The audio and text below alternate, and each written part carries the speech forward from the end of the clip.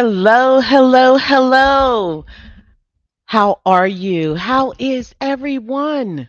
All right, so this is where I do a little talking, just kind of gibberish a little bit. And you tell me if my mic sounds nice. Miss Mills said, "Hey, I'm sounding loud and clear." That's what I'm talking about. Welcome back, Chair Bear. I remember you. She said she's an alum. She's coming back she's feeling a bit nostalgic and she wants to come check us out. Thank you, thank you, thank you. Hello, Francois. All right, I want to just say hello to my team. Hello, Mr. Sandeep. He's in the chat. He's up here with me. Excuse me. And Ms. Mills. I see you, Miss Haley. And Star Wars girl, wait a minute, Miss Beth. And if I missed anyone, please let me know. And I'm shouting you out, Miss Lucky. And I'm just assuming you're a female, so please forgive me if I'm incorrect. But she's the first one here. That's right. You get a special shout out. But shout out to all of you. And let's get started. This is week 8. Yes, we are halfway finished. We're halfway through, right? And if this is your first time coming, the purpose of these classes is pretty much to guide you through your 8-week, or excuse me, your 16-week course. Our purpose is not really to instruct, right? We want to hold you accountable. We just kind of want to make sure you're where you need to be. We want to be more accessible to answer questions. We want to review what you should already know, and we want to give you tips on how to navigate your course. Even if it's on a syllabus, we still want to give you those tips. And also, we want to point out key guidelines. I see Zalma. Haven't seen you in a while. Welcome back. And yes, I do remember my students. I do. All right. So just want to tell you, this is not the AMCI MCDC course. So if you think this is it, it is not. We pretty much compile all of the YouTube videos and made a course. We had enough good stuff. We always said it could help you pass the medical coding exams. Now it's time for us to show and prove. All right. So just so you know, we meet every week on Thursday at 12 noon. If you are registered, you will get weekly email reminders. No, we're not trying to sell you anything. No, no, no. Now at the end of the year, we'll let you know when we have our biggest sale, but that's it. That's not how we do things.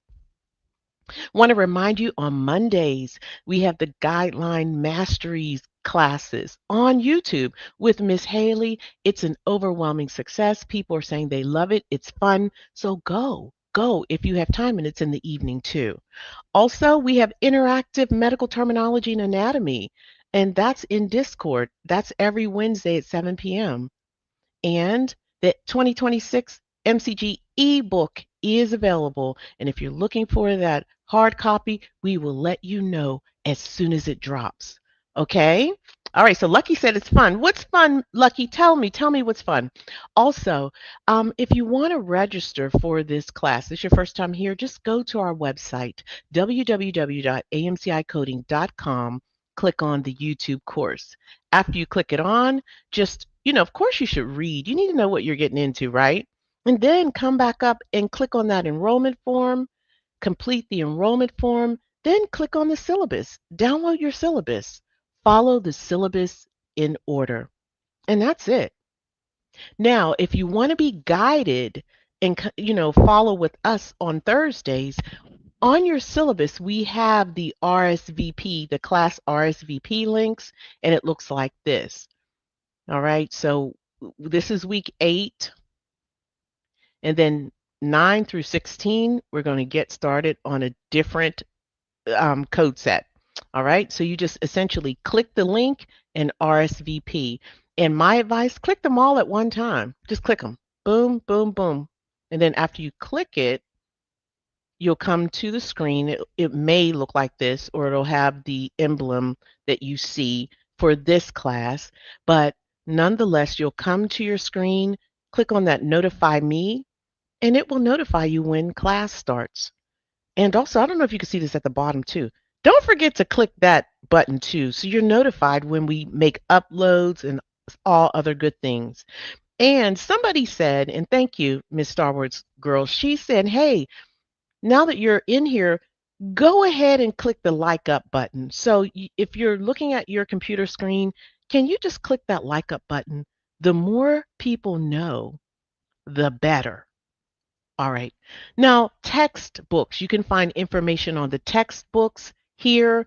And just want to point out that you'll need the ICD 10 CM. We do use Optum. We don't get any fee or anything from Optum. The only thing that we get from Optum is a discount for our students. And we're also giving you that discount too. So when you log in, you can click on the link to purchase Optum. Use our code. This is the AMCI special code, AMCI 2026, and you can get up to 50% off. I just purchased a PCS manual. I got 50% off. So definitely, because you are in this course, you are an AMCI student and you can take advantage of that discount. So that's all you need for this class. Now, Discord. Discord is where you can find some additional things. You can find additional study sheets, and the instructors are there. They're there to help you out if you have questions. They're there every single day. The interns are there, and you can build a community in there. So we definitely encourage you to join Discord, and you can follow the instructions from your syllabus. Also, this vital source, if you have any ebook, that's any ebook, if you have the Bucks ebook or anything, you can make turn your book into flashcards. So this is the 2025 MCG. Just click on it, open it up. Here are some are these FTRs? No, these aren't FTRs. This is our TAP, but these are guidelines, right? So if you just want to make these make sense to you, you can personalize them anyway. So let's say you want to get this information, you want to make this a question. So you just highlight whatever you want your question to be. Automatically, you'll see this drop down. It'll populate like this. You click on Flash, create flashcards. Click it, then you paste it. This right side panel will open up, paste it in that panel, then highlight the back, what you want on the back. So let's say we want this part on the back. Then we'll copy it and paste it on the back, and then we'll click on study, or we'll click save first, then study. And once you're ready to study, you're going to have your own personalized flashcards. So this is how you'll do it if you have the MCG. You can do it with almost any book in Vital Source. So we encourage you to do that. All right, it's time to just kind of discuss where you should be.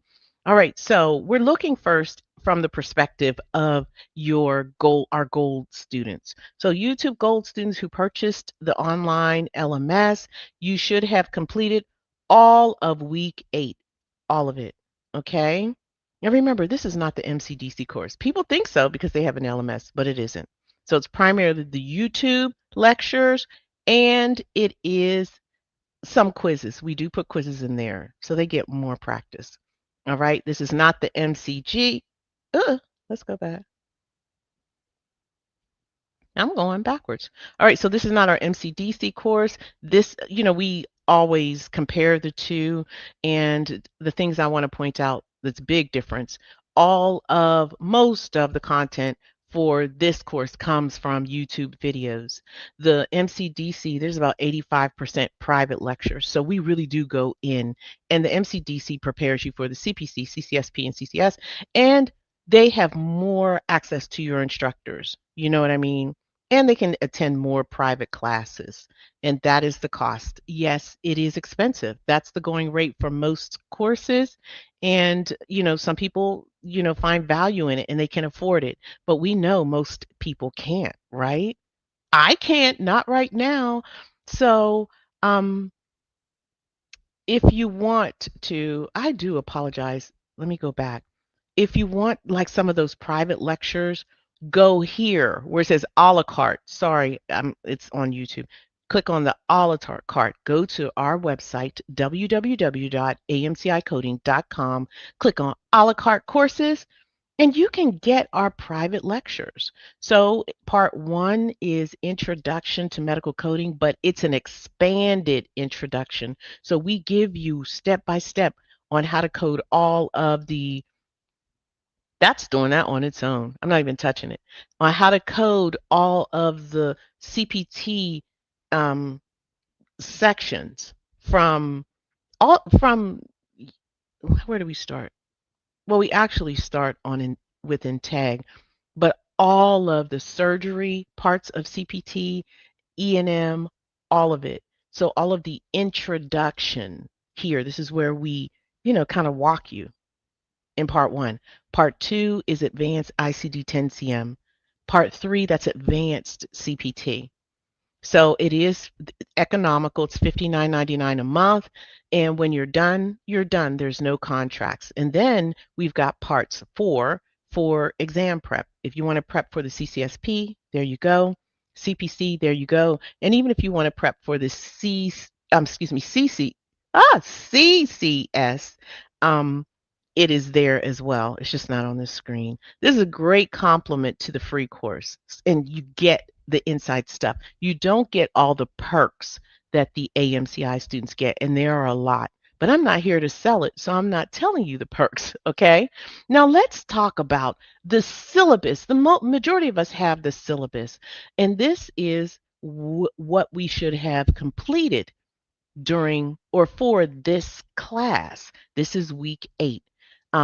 You are told to get the PowerPoint. The PowerPoint is in Discord if you want that. And then you can watch the playback from, we're saying Monday's class. Watch that playback. It's not from this session, it's from previous. Definitely watch it. It's really good. Then you're directed to read the official ICD-10-CM guidelines. This is from CMS. Click it, you'll see the actual PDF document. Also, if you have the MCG, and only if you can purchase it here, but also you're directed to read the guidelines for chapters 18 through 21 or 22.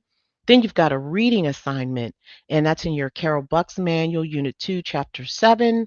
And then we gave you some additional lectures to watch. Click on that green button, that green click here. And there are additional exercises in Discord. All right. Now, if you have the LMS, you don't have to do anything. You don't even have to look at this. Everything has been placed in your LMS. And just want to let you know that playbacks are on this playback list. And don't forget to come back to your syllabus. It's easy to just work the playlist, and you really need to come back here because you can see all the valuable content and assignments. Now let's go ahead and click on that playlist, and it looks like this. They're basically lectures in the order that you should take them. All right, so Kay says she loves her MCDC course. Thank you, Kay. That's what I'm talking about. All right, so if you want to look at these playbacks, they will have this green and purplish color, and that's the playback from these classes. So if you missed any, just go and follow in order, and they should be there. All right, I tried to get this. I tried to correct this, so please forgive me. Hang tight. Hmm. I wonder, I apologize. I did update it. I don't know why it's not on there. Am I on this interns? Okay. Nonetheless, for week 8, you should have completed chapters 18 through 22. You should know those specific coding guidelines for chapters 18 through 22. Those those specific coding guidelines for those illnesses and diseases that have guidelines. You shouldn't know them all. You should just know that there are guidelines associated. Also, you should still be mindful to apply general coding guidelines if applicable. And you should still have your head wrapped around other chapters guidelines when it's applicable. And we do have an example of that today. So, without further ado, let's go ahead and test your knowledge. Let's see what you already know. And, excuse me, I have a little tickle in my throat. Um, since we have 4 chapters that we're going to be reviewing, I'm going to go ahead and place the chapter at the top so that you know where to search for the guidelines if you need to. All right, true or false. Chapter 18. A symptom code from Chapter 18 should be reported when the provider has established a definitive diagnosis explaining that symptom, unless the guideline instructs otherwise. True or false?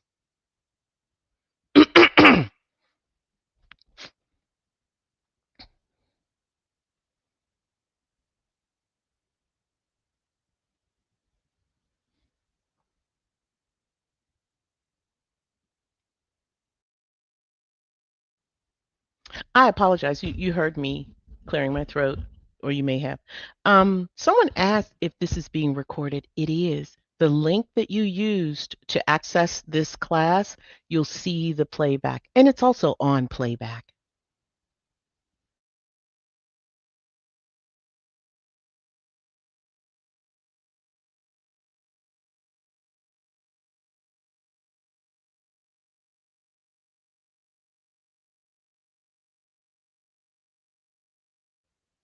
Okay, coders, what say you? We only got a few people answering.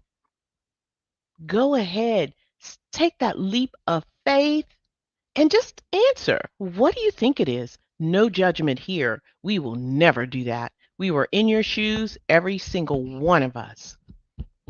All right.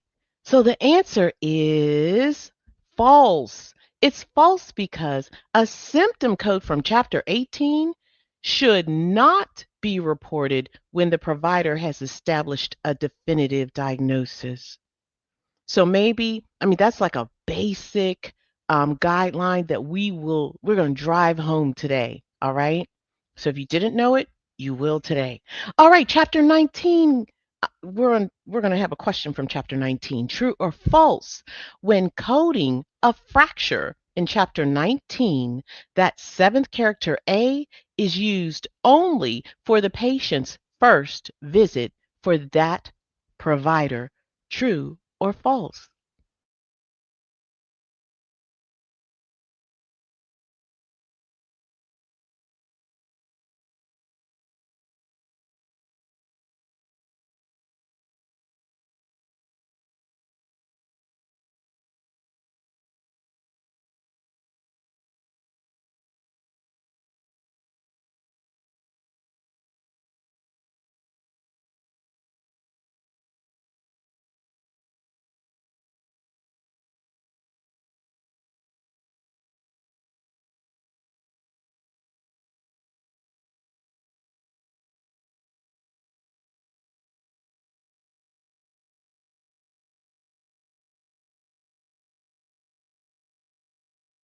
Okay, I am going to move right along, okay?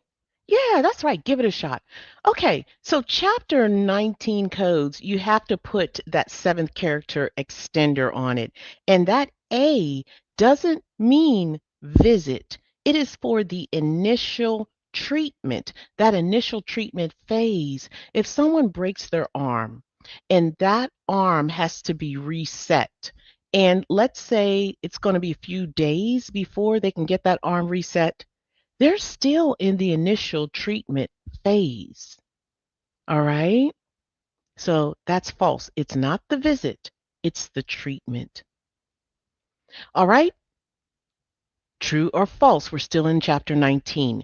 For a traumatic injury, external causes codes or cause codes from chapter 20 are mandatory for all payers and must always be sequenced first. True or false? What say you?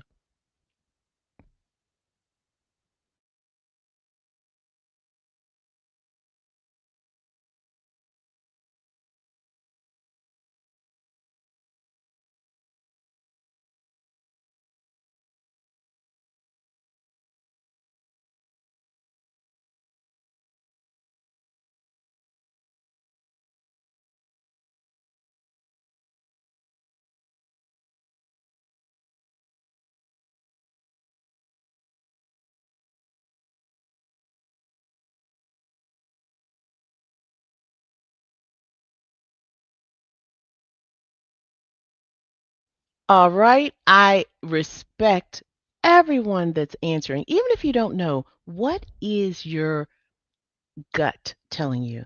If you don't know, just put what your gut answer is. All right. So great job. Look at that DC Kicks. She said it. Also, I'm just assuming it's a woman, so I do apologize if I'm misgendering you. All right. So just Janet, that's what I'm talking about. Kathy, Patricia, Shenna, Hot Tub, Daisy. Well done, well done, well done. The answer is false. And let me give you a little tip. When taking most exams, including the medical coding exam, whenever you see the word all, always, or never, those are clues that it could be false. It's highly probable it's false, right? What is always? What is never? Very few things are, right? I'm not saying it's always false. It's a high probability. Not always, because I'm going to contradict myself today. But it says must always be sequenced first. So it's a probability, high probability it's false, but not always. Got it? And you know what's going to supersede that? A guideline. Anyway, this is false because chapter 20 codes are always sequenced, second or tertiary. Look at me contradicting myself. Hopefully I didn't confuse anyone, but good job. You all knew that.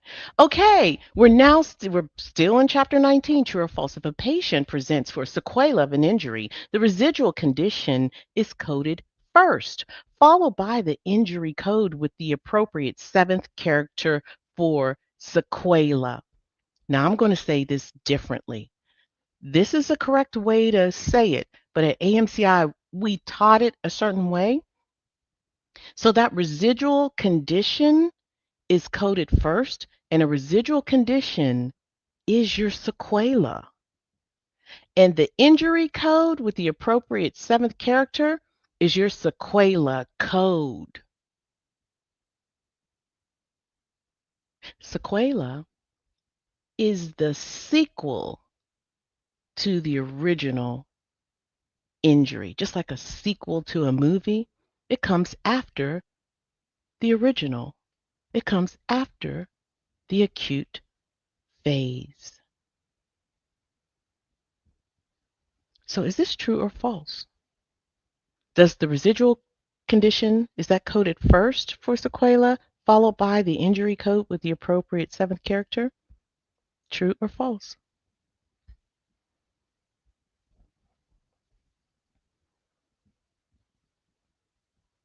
And if you don't know, I think we did a really good job on the first lecture explaining sequelas. I thought we did. So go back and look at that.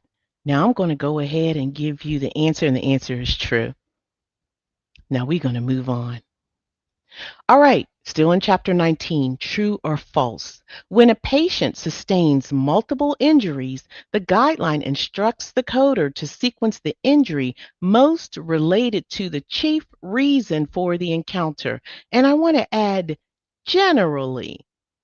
When a patient sustains multiple injury, the guideline instructs the coders to sequence the injury most related to the chief reason for the encounter. Generally, true or false?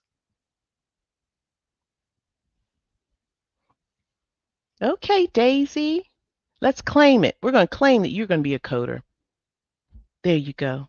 And I think you're saying you're telling someone because you're probably killing it in the chat. Yeah, I see you. Outstanding. I see you, Miss Beth. Thank you.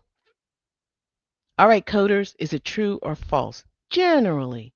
All right, Janet, I'm going to stop with you, and the answer is true. All right, we're going to keep going. External cause codes are used to provide additional information about how an injury occurred, but are never used as the principal diagnosis. And that keyword is never. And the only thing that can supersede this, never, is a guideline. Is there a guideline that supports that? True or false?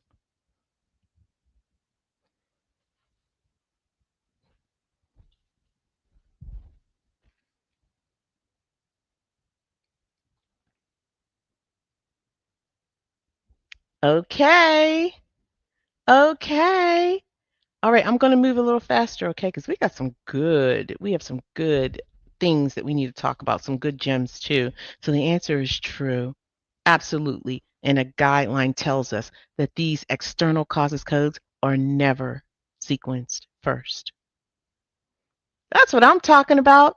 All right, true or false? We're now in chapter 20, external causes of morbidity. If documentation supports it, multiple external cause codes may be assigned to fully describe the cause, the place, and the activity related to an injury. True or false? What say you?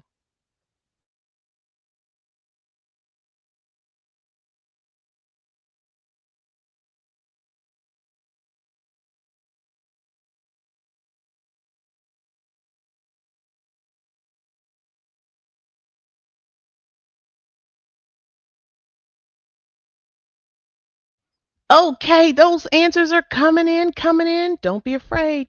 It's true.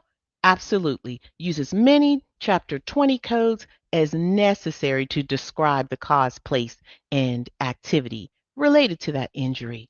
Now, we're going to switch gears and we're going to move on to Chapter 21, true or false.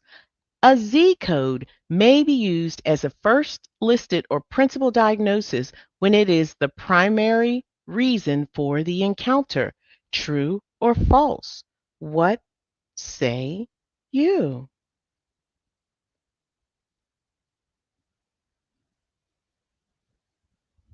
And the key word is maybe.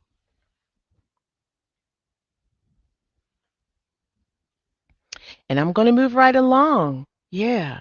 And that answer is true. Good job, good job, good job. I know you all are putting your answers in the chat, and I'm maybe kind of overlapping a little bit in terms of time, but good job, good job, good job. All right, we're still in chapter 21, true or false. History codes such as personal history of malignant neoplasm may be reported even when the condition is currently active. True or false? What say you?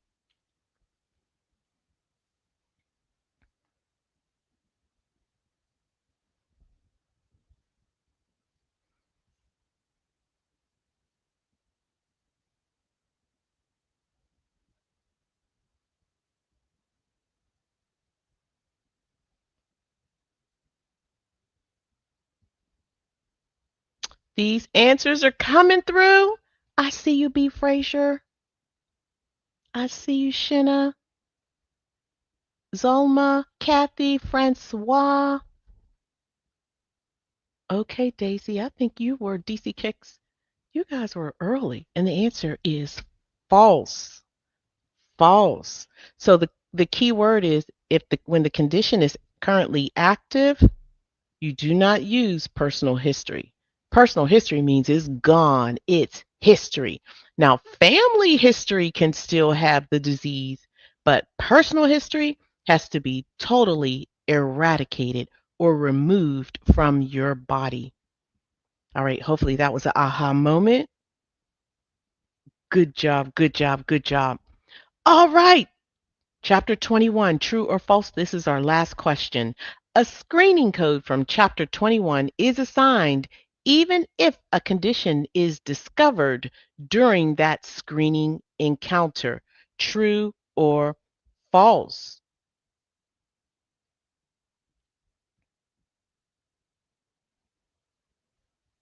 Oh, no, this isn't the last question. Sorry.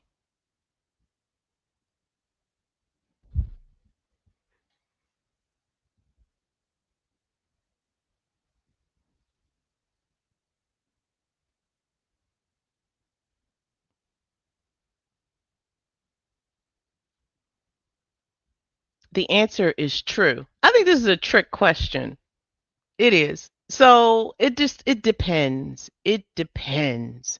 If someone's getting screened for um, diabetes and they have diabetes, then diabetes is assigned. I think this is kind of iffy. It's both. Now, if the guideline tells you that you don't, then you don't. But sometimes you can't. You can because you have to code for the reason for the encounter. Sometimes, so it is true. It can be true. And finally, true or false, codes from chapter 22, such as U07.1, may be assigned only when confirmed by provider documentation and it's not based solely on a positive laboratory result, unless the guideline permits. True or false? What say you? In other words, can the doctor just say this person has COVID-19?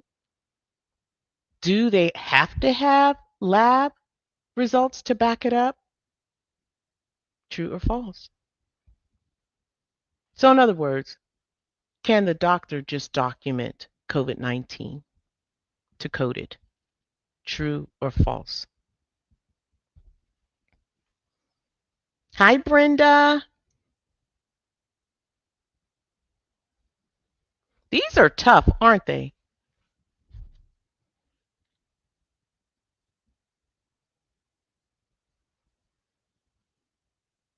Okay, while you're getting those answers through, the answer is true.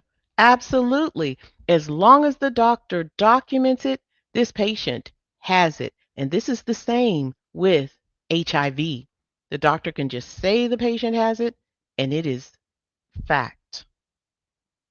The guidelines tell you that.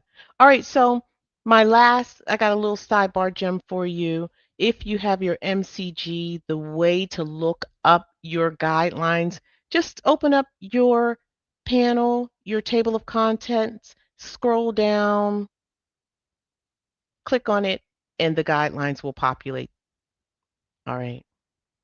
Now, I want to review a few gems before we get started on our scenarios. All right, so for chapter 18, here is the gems. This is when you're coding for symptoms and signs, and there aren't any codes that you need to recognize. Just know that R00 through R99, running to the restroom, as a sign or symptom, right? Just know that's the code series. That's it. Yeah.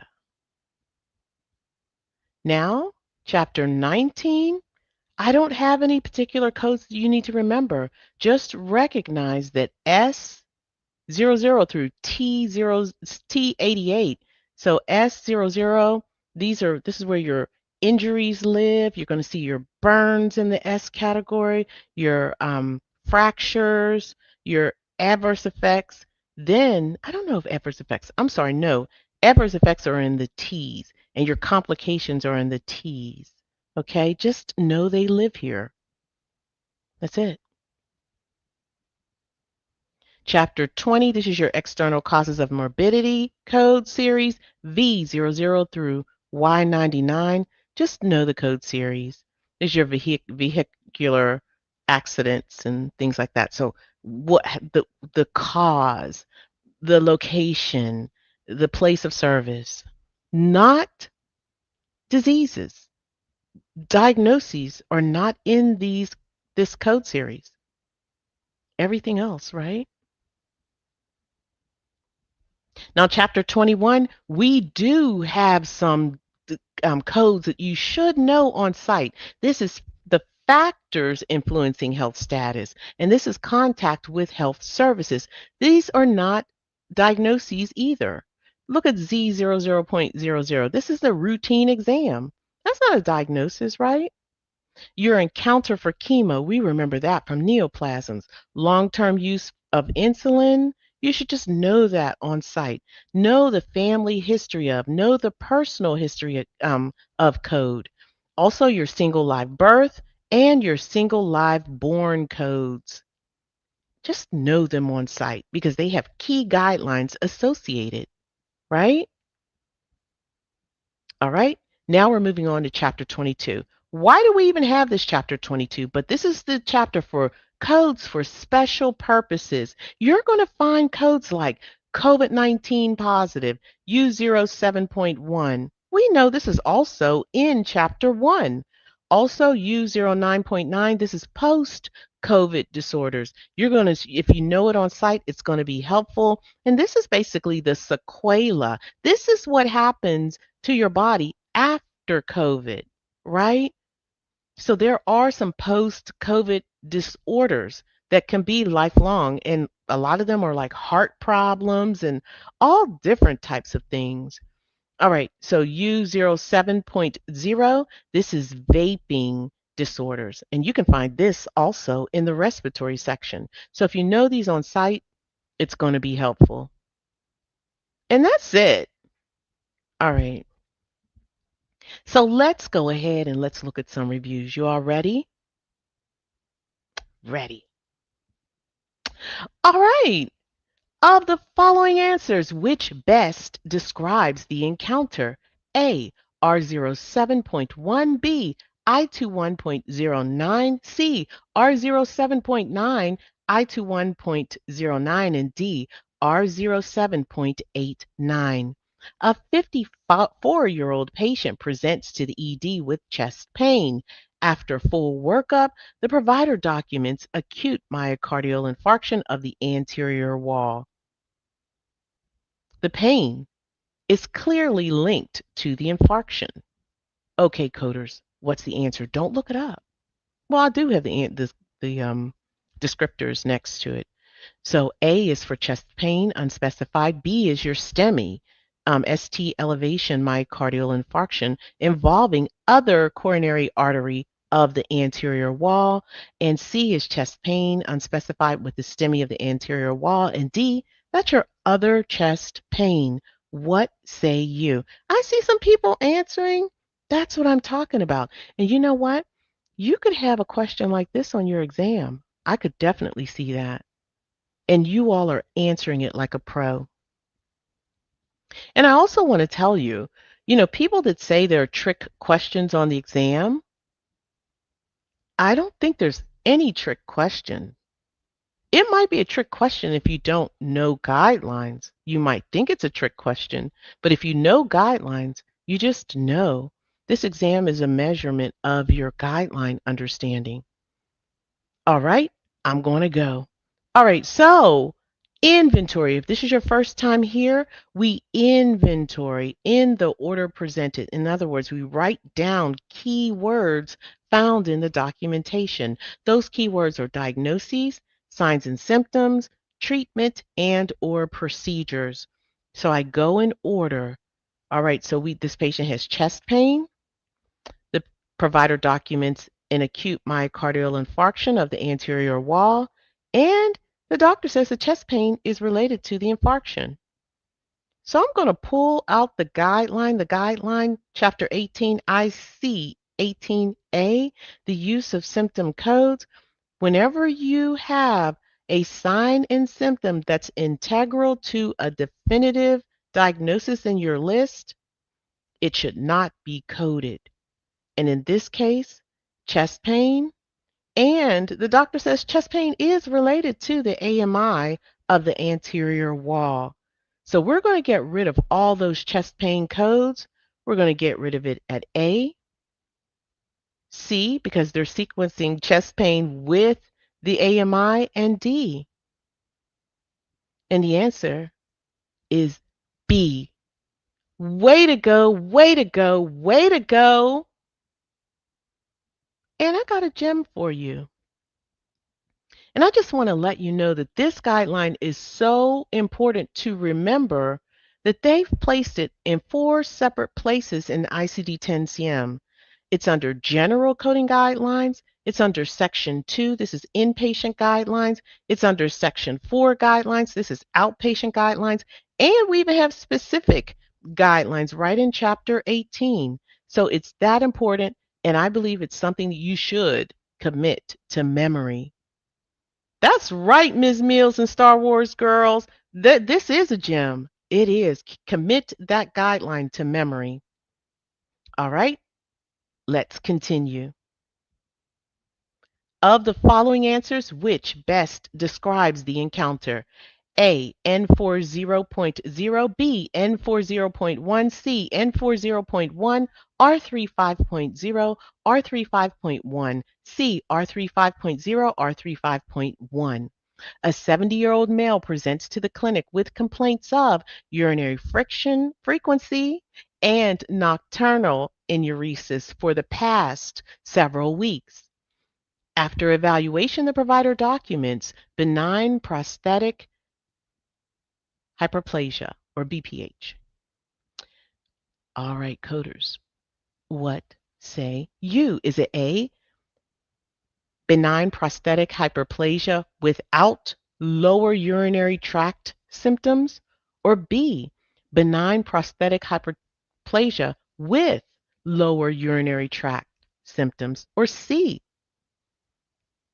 frequency, nocturnal enuresis, and, oh, I'm sorry, I forgot, BPH with LUTS, and frequency and nocturnal enuresis, and D, frequency and nocturnal enuresis. What say you?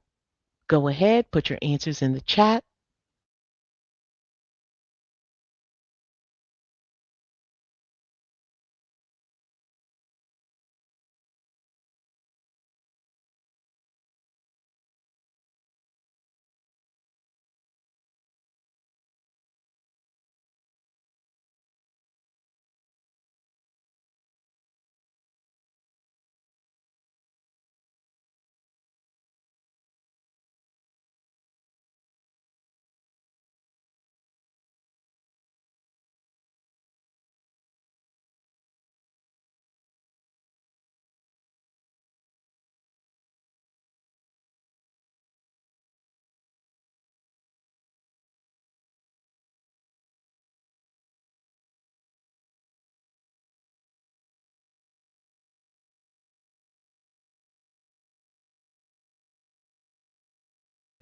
Okay, coders.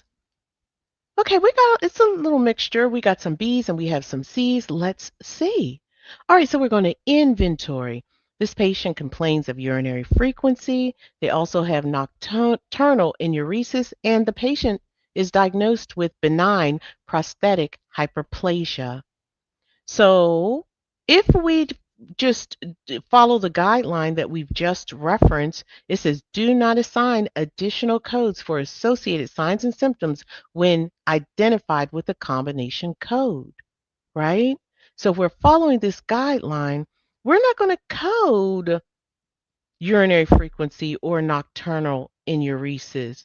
So we're going to get rid of C because it's coding for the those conditions along with BPH. And we're going to get rid of D because it's not even coding for the BPH. And urinary frequency and nocturnal enuresis are lower urinary tract symptoms. So the difference between A and B, A is without lower urinary tract and B is. So we would say, okay, based on this guideline, we would say, oh, B is the answer, right? Well, wrong. We learned something today. Instructional notes take precedence over all other guidelines. While we do normally, we don't code for related signs and symptoms, but we always should take a peek at the code to see if there is an instructional note, right? So let's go ahead and let's look up N40.1. And yes, underneath there are instructional notes. It says use additional code for associated symptoms when specified. So it says, it says if the patient has urinary frequency, R35.0, and nocturnal enuresis. Nocturia is nocturnal enuresis. So these two conditions are listed, and we should be coding them additionally with N40.1. So we're going to get rid of A because it's without lower urinary symptoms, and we're going to get rid of D because it's not coding for the BPH, and we're going to get rid of B because it is not coding for those lower urinary symptoms as told or ordered by the instructional note. So what do we do? What do we do? The answer is C. So we got a little gem. Instructional notes will always take precedence over all other guidelines. So always look up your first listed code, just to be sure. Unless if you know the code doesn't have instructional notes, then don't look it up. But if you don't know, take a look. And you know what, coders, I gotta say, this might be the only code that I've ever seen or I can remember. Now, instructors, if you know of any other codes that do this, and I'm sure there are, but this is the one that I remember. And again, if you don't know, always look up your first listed code. All right? All right, let's do another. And we're still in chapter 18 of the following answers, which best describes the encounter. A, S06.1X0A, R40.2122, R40.2232, R40.2342, B, R40.212A, R40.212A, R40.223A, S06.1X0A, and C, S06.1X0A, R40.222, R40.2232, R40.2342, R40.2422D, S06.101X0A, R40.212D, R40.223D, R40.234D. A 32-year-old patient is brought to the ED after a motor vehicle accident and is diagnosed with a traumatic cerebral edema. Upon arrival, the EMT documents a Glasgow coma scale with a score of eye opening 2, verbal response 3, and motor response 4. The emergency department confirms the same scores at presentation. Okay, coders, what say you?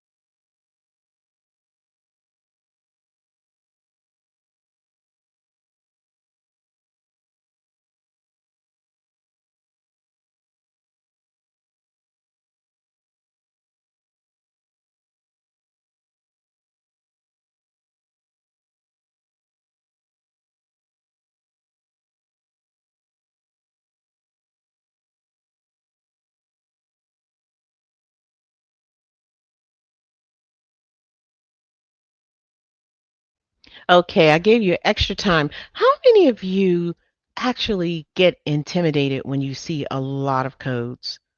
Type in the chat. Let me know. I used to.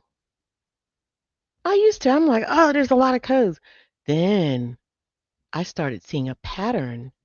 And I said, you know what? The longer they are, often the wronger they are. It means there's so many ways that I can see if something's wrong with it. Yeah. So I did I am going to instruct now in a way that'll help you kind of get over that fear. Hopefully it does. Let me know at the end. Okay?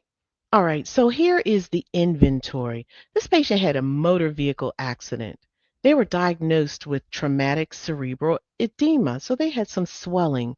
Upon arrival, the EMT took the Glasgow Coma scale. So they measured the eyes, and the eye had a score of 2. They measured the verbal response, that was 3, and the motor response was 4. So they do this Glasgow Coma scale to see the level of coma or consciousness you are, right? So what do? I'm going to go look up the coma scale guidelines, and there are a ton of them. And you're not going to remember all of them. You're not. But for the sake of this, we're going to go over them. They said you're going to sequence first your diagnosis. So basically, the diagnosis will go first. And second, your coma, right? Your coma scale codes, your R codes. Then your seventh character must match for all 3 codes. So these R codes, these coma codes, have to have the same seventh character. And all of them do. But look at D. Even though these all have the same seventh character, and D in this context means subsequent visit, A means acute, right? Initial treatment, that should match too. If you have an acute injury, your coma should also match. If this was the correct seventh character, and I'm thinking it isn't. Just saying. But anyway, I'm going to get rid of that. Now let's go ahead and let's continue. If you have multiple coma scores captured within the first 24 hours, you only assign the ones present on admission. So at the time the patient was admitted, and do not use these coma codes for medically induced coma, because that means the provider or the doctor put the patient in that comatose state, and it's controlled, so there's no need to measure. Also, do not use R40 with 2A. Now, these last 3, they pretty much aren't applicable. I'm going to hone in on these up here, and we're going to keep going. Let's go ahead and let's look up these codes. So I'm going to get rid of B because it's sequencing the R codes first. That guideline said, hey, sequence those R codes second. So those are going to be out of the way. And let's just take a look at the codes. You have S06.1XOA right here. I'm sorry. S06.1. Where's my point 1?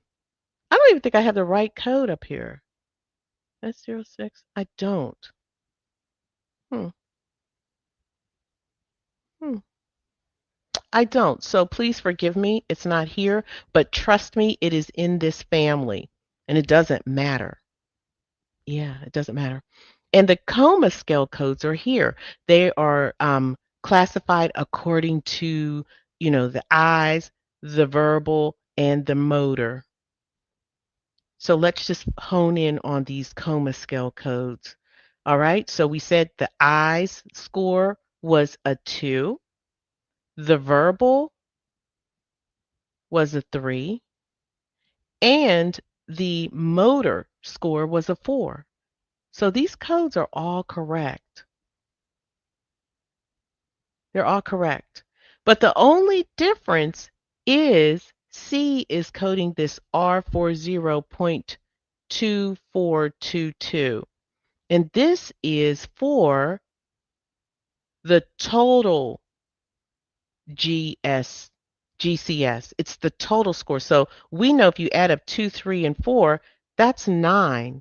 So we would code this R40.242, right? Right? Let me look at this guideline. It says assign from the R40.24 if only the total score is documented.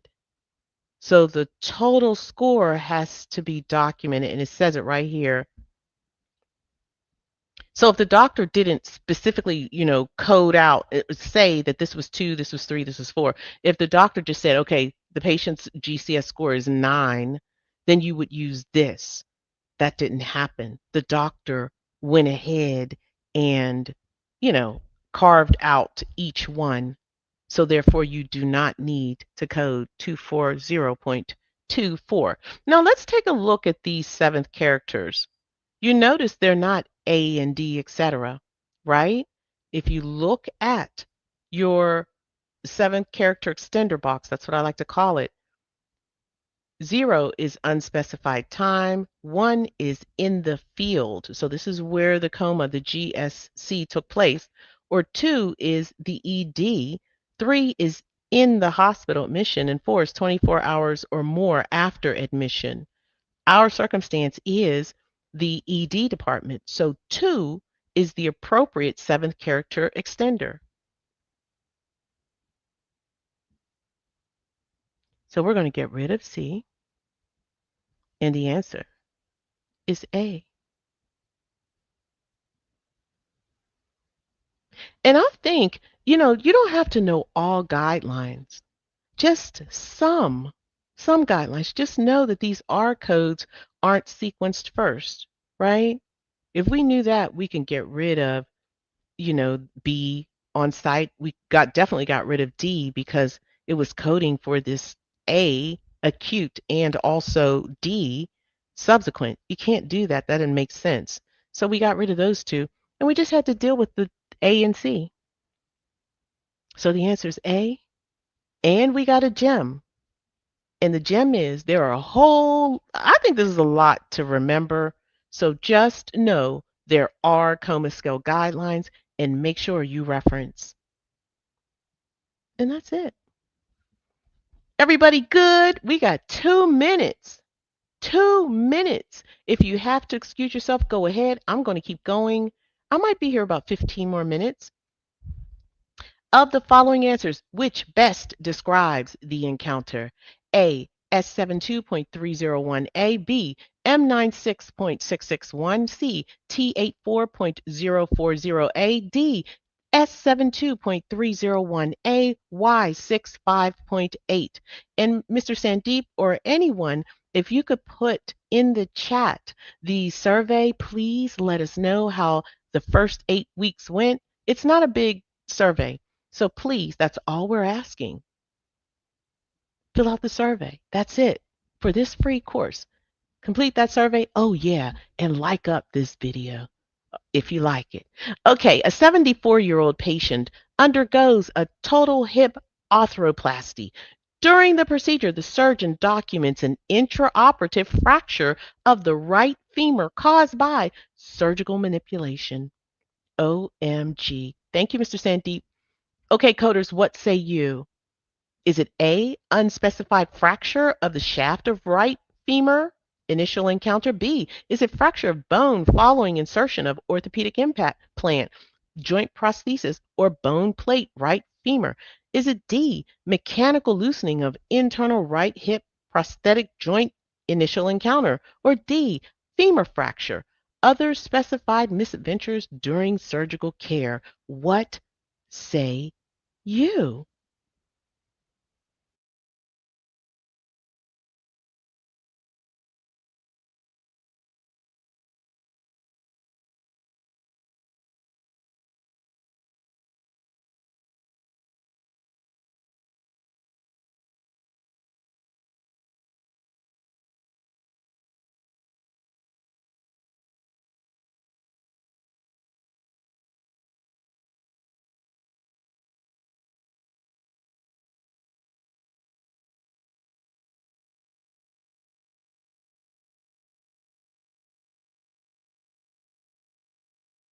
Okay, I'm going to move right along. A lot of you said B. I understand. You are putting your answers through the chat. Doesn't mean it's correct. I see D. I see B. I see D. All right, so here's my inventory. This patient had a total hip arthroplasty. That's a hip replacement.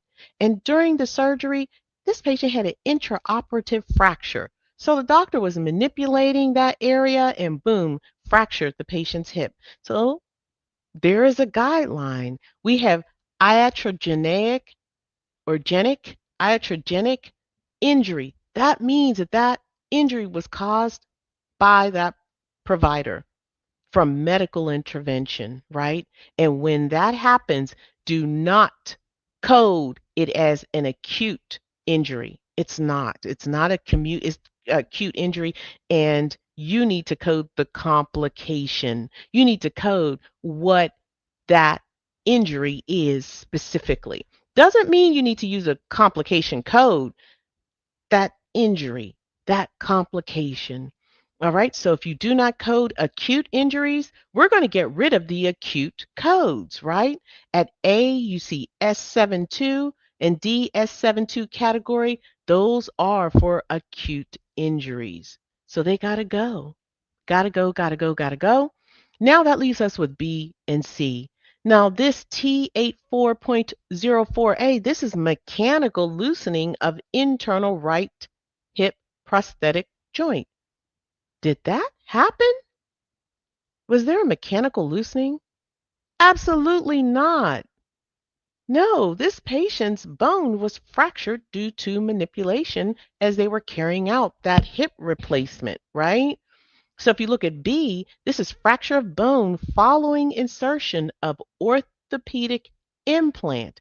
That is basically a hip replacement. They're putting in an implant. They are removing the joint and putting in a new joint, a prosthesis, a prosthetic joint, a prosthetic hip. So C is wrong. D describes your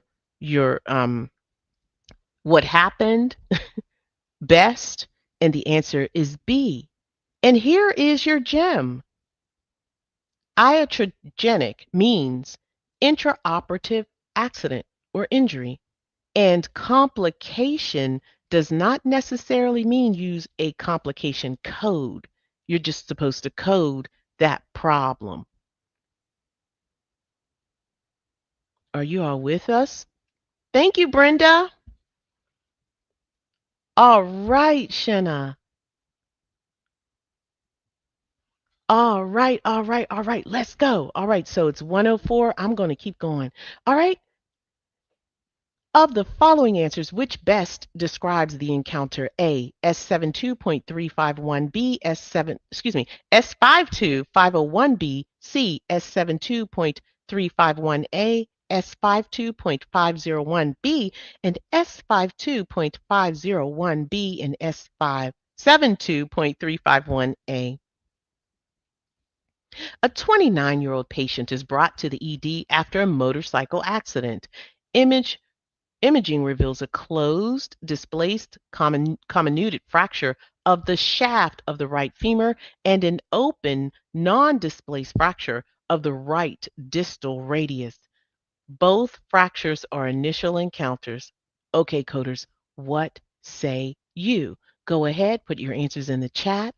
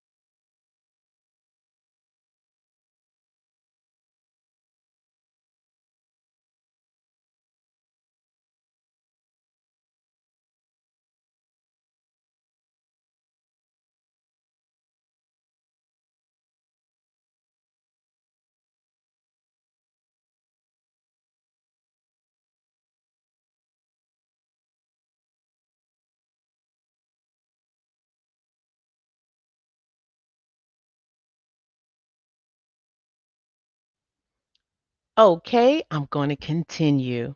So go ahead, feel free to put your answers in the chat. And you know what I want? I want you to tell me what your if you don't know right away, just what your gut says. I want to see those gut answers. All right. So my inventory, this patient's in the ED. They had a motor vehicle accident. In the event that we would code those chapter 20 codes, closed, displaced, comminuted, fracture of the shaft of femur, the right femur, and we have an open, non-displaced fracture of the distal radius, the wrist, right? So if we're looking at our guidelines, this closed displaced fracture of the shaft of right femur is the thigh, right? And the open displaced fracture of the distal radius, that's your wrist, right? So we need to sequence the most complex over the least complex, right? Because if we look at our sequencing here, you're going to sequence your most complex, you're going to sequence the first, and then followed by the least complex. So we need to know which one is more complex, that femur or the wrist. Which one was most complex? Well, your key word is open. That's an open fracture. Open fractures are often most complex than a closed. Not always, but often, right? So we're going to go ahead and we're going to look at our seventh character extender box. And in this section, in the fracture section, those seventh character extender boxes are different. So you got to lock in and pay attention to the seventh character extender. So A is the initial encounter for a closed fracture. So that should be on the femur code. And B is the initial encounter for an open fracture. And that should be on the wrist code, right? So it's going to be A for the femur, and it's going to be B for the wrist because it's open.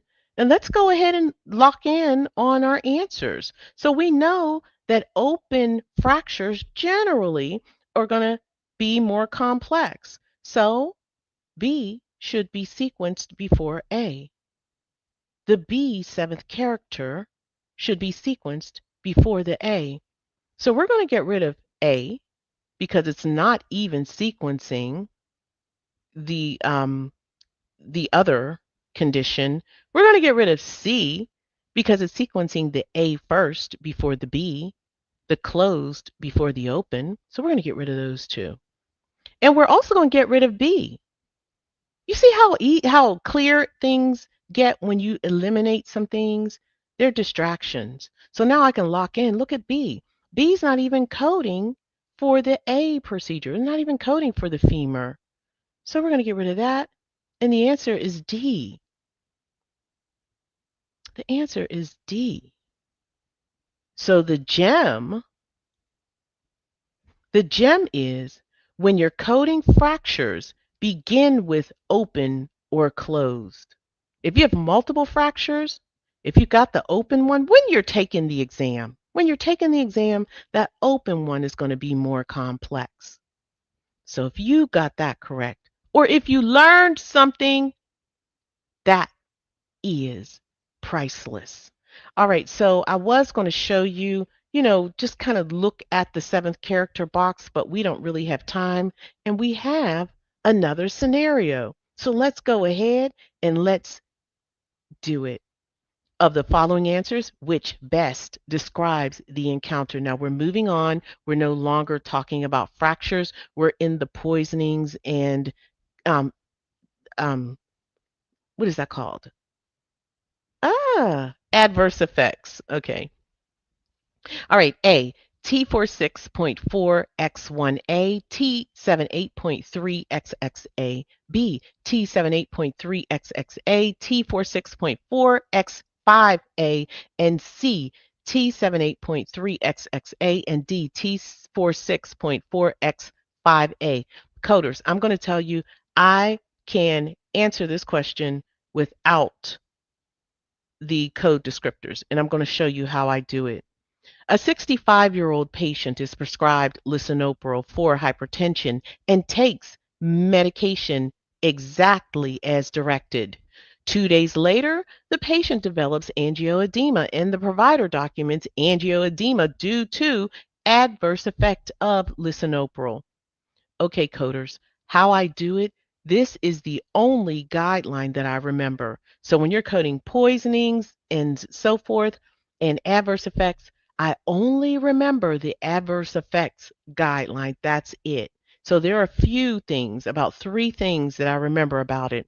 And one of the things I remember is in order to code adverse effects, it has to be properly prescribed and properly taken. Right up in here, properly prescribed and properly taken. It's saying that. And then I read everything else. And you know what? I can choose the code off the bat and I'm going to show you. All right, so I talked enough. We're going to go ahead and I'm going to show you my inventory. Patient was prescribed lisinopril and it was taken as directed. The doctor says the patient develops angioedema, and the doctor diagnoses the patient with angioedema due to adverse effect of lisinopril. So I'm going to get rid of this angioedema because it's integral to number 3, and I'm going to go look up the guideline. And the guideline is the guideline for adverse effects.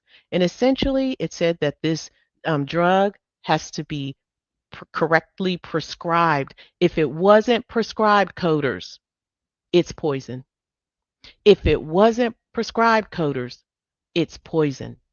If it's over the counter, it wasn't prescribed, it's poison. So anything that's not an adverse effect is a poison. Just saying. All right, so the guideline basically says that. And then when you are coding, you've established it's an adverse effect, you're going to have to code it as following. Number 1, you code your adverse effect. You code that condition. Number 2, you sequence your T code in that order. All right, coders.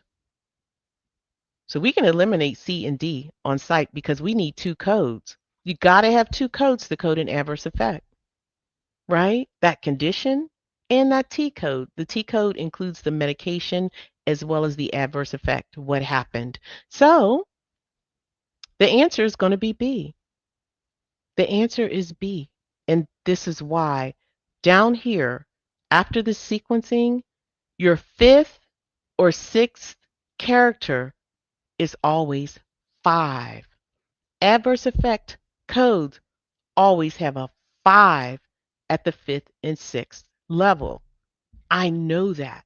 I'm always looking for that 5. So before anything happened, it had to be either B or D. But I know the guidelines. I know I have to code that condition first, followed by your T code, your adverse effect code. Okay? So the answer is B. And my gem, I got a few, know how to sequence adverse effects. Your condition is first, followed by your adverse effect of medication code, your T code. Now lock in. This is how you do it. Whenever you have these scenarios, lock in on identifying the adverse effect. Look for the prescription. If it's not prescribed, it's a poison. You got to have a proper prescription and it has to be properly taken. And another thing, you can recognize adverse effect codes, those T codes, when the 5th or 6th character is a 5. These other ones, these are looking like poison codes. That's your poison code, poison. That's one poison, and this is your, the lisinopril, the angioedema due to. All right. So hopefully that says everything. Now we've gone way over, and I'll do this one. I'll do this one, and then we're going to be finished. I just can't help it, coders. If you need to go, go ahead. I thank you.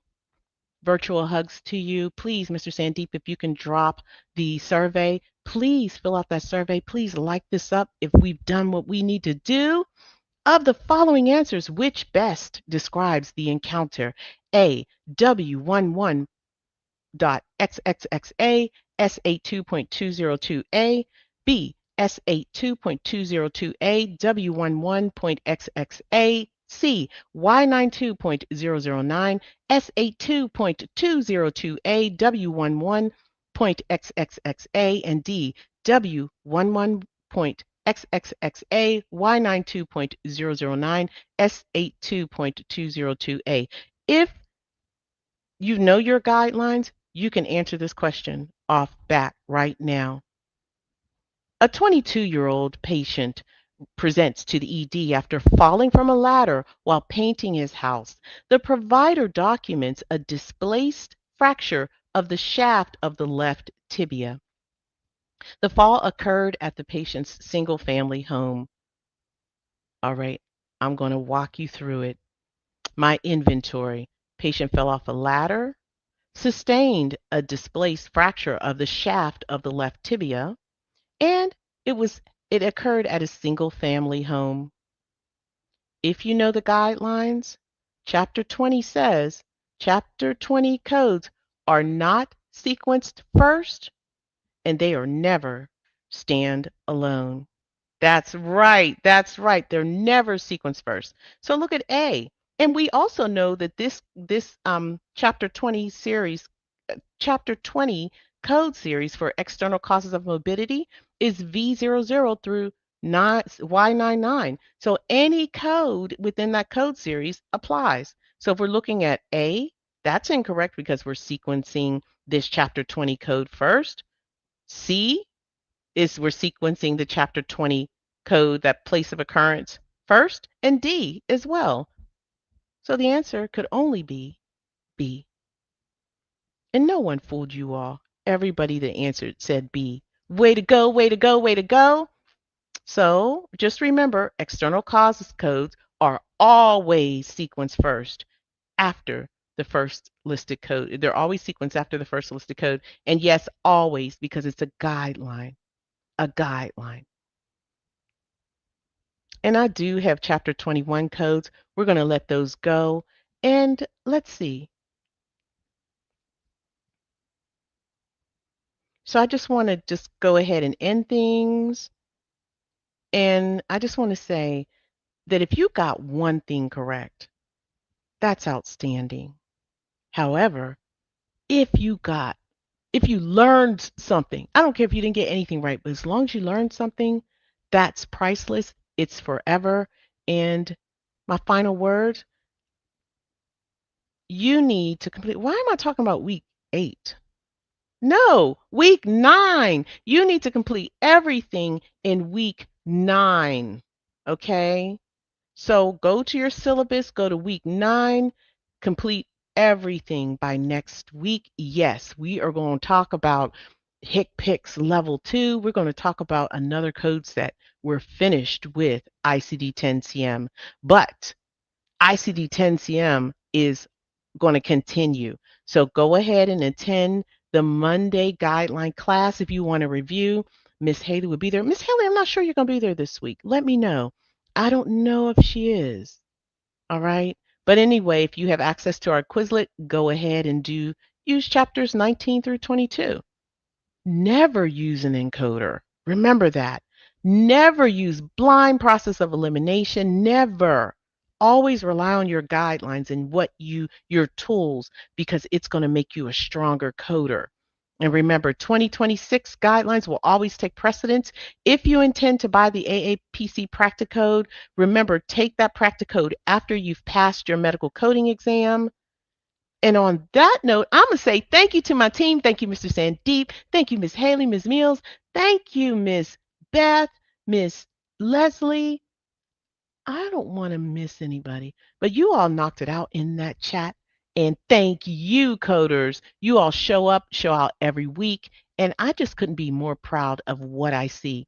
And somebody, Daisy, said she didn't even have the books and she was up here doing these scenarios. That's what I'm talking about. That's what I'm talking about. All right, so yeah, we have a small break this week. Thank you, Ms. Haley. Small break this week. There will be no ICD 10 but we start back the following week, and we're going to start back from week 1. We're going to keep going. All right, so we'll see you next time. Thank you, and have a wonderful weekend. 4,000 exam passers and free classes at AMCI. Learn to code straight from home or on the road at AMCI. We're on the East Coast, the West Coast. We're all around the world. AMCI. AMCI. AMCI.